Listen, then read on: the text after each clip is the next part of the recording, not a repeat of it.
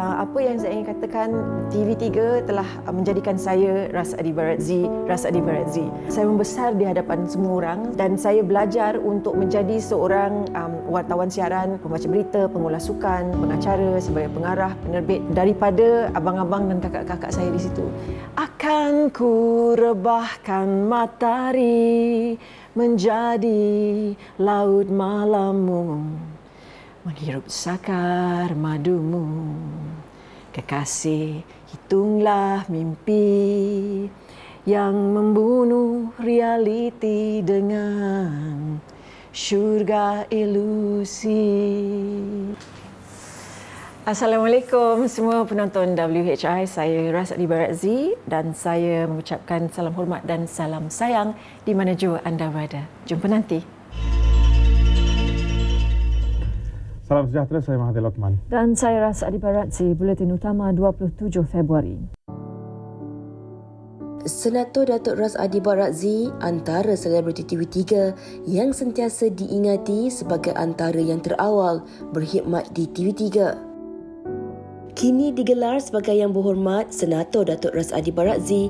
Beliau yang masih lagi bergerak aktif dalam bidang penyiaran membuatkan dirinya amat dikagumi dan masih relevan dalam kalangan generasi masa kini. Pernah berkhidmat sebagai wartawan penyiaran, penyampai berita dan pengulas sukan di TV3 dan NTV7 pada satu ketika dahulu, baginya disitulah bermulanya suka dan duka dalam menempuhi kehidupan yang penuh dengan memori yang tidak dapat dilupakan oleh beliau. Saya membesar di hadapan seluruh negara sejak saya 18 tahun dan saya berada bersama TV3 daripada 1986 sehingga 2002 apabila saya menjadi OKU. Saya berhenti sejenak untuk 6 tahun. Selepas itu saya kembali dengan TV7. Apa yang saya ingin katakan, TV3 telah menjadikan saya Ras Adi Baratzi.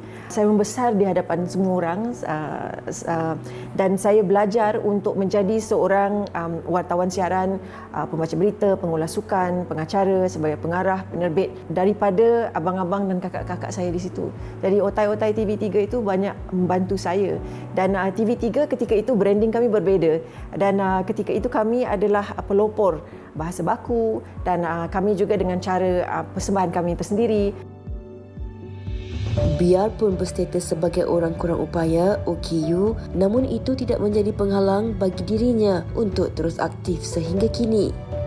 Beliau pernah mengambil bahagian dalam beberapa acara sukan Paralimpik seperti maraton jarak jauh, berenang dan juga pernah mewakili negara untuk sukan menembak. Malah nama beliau juga tercatat dalam Malaysia Book of Record kerana berjaya menolak kerusi rodanya dari Johor Bahru ke Putrajaya yang mengambil masa selama 10 hari dengan jarak sejauh 490 km. Satu mungkin pasal saya yang paling muda ketika itu dan sahabat-sahabat saya, senior-senior saya, mereka belajar di luar negara dan saya tidak mempunyai peluang itu. Jadi saya terpaksa kerja 200 kali, belajar, berjumpa orang, buat research. Waktu itu kami tidak ada internet, tidak ada media sosial. Kami perlu ke NST, ke Kutub Kanah, ke Arkib Negara untuk mendapatkan risalah-risalah dan informasi. Dan saya selalu, kalau misal kata editor saya atau producer saya mengatakan saya nak awak interview orang sekian-sekian. Jadi saya cuba usaha untuk dapatkan. Saya akan usaha untuk dapatkan. Dan ketika itu adalah kami gunakan typewriter. Laju sangat kami type sampai jari kadang termasuk. Kami gunakan paper scrap. Ada kalanya kita punya cerita tu tidak bagus. Kita punya editor ambil skrip tu, ambil ni, dia bam baling kat muka. Menjadikan TV3 sebagai tempat baginya menimba ilmu bersama rakan-rakan seperjuangan yang lain, pelbagai kenangan manis yang tidak dapat dilupakan oleh beliau sekaligus menjadikan ia sebagai antara kenangan yang terindah ketika berkhidmat di TV3. Saya rindu sahabat-sahabat di TV3 kerana kami sebenarnya rapat dan kami sebenarnya sentiasa menyokong satu sama lain. Saya ingat lagi kalau saya baca berita, saya nak menangis, saya pegang meja dan saya terus bercakap. Itulah antara perkara-perkara yang kita sebagai wartawan lalui yang mungkin orang tidak berapa tahu. Dan kita dan kru-kru penerbitan kita, kru-kru yang keluar bersama kita, kita semua melalui semua ini. Orang nampak yang depan saja, tapi yang belakang orang tidak tahu kepayahan kami. Jadi itulah yang majisnya di TV3. kami keluarga dan kami bersatu dan kami sentiasa menyokong satu sama lain. TV3 menjadikan saya Razadi Baratzi seperti saya sekarang dan saya bersyukur, alhamdulillah, saya sungguh bersyukur pada Ilahi. Dan seperti biasa saya Razadi Baratzi mengucapkan selamat malam di mana jua anda berada. Selamat malam.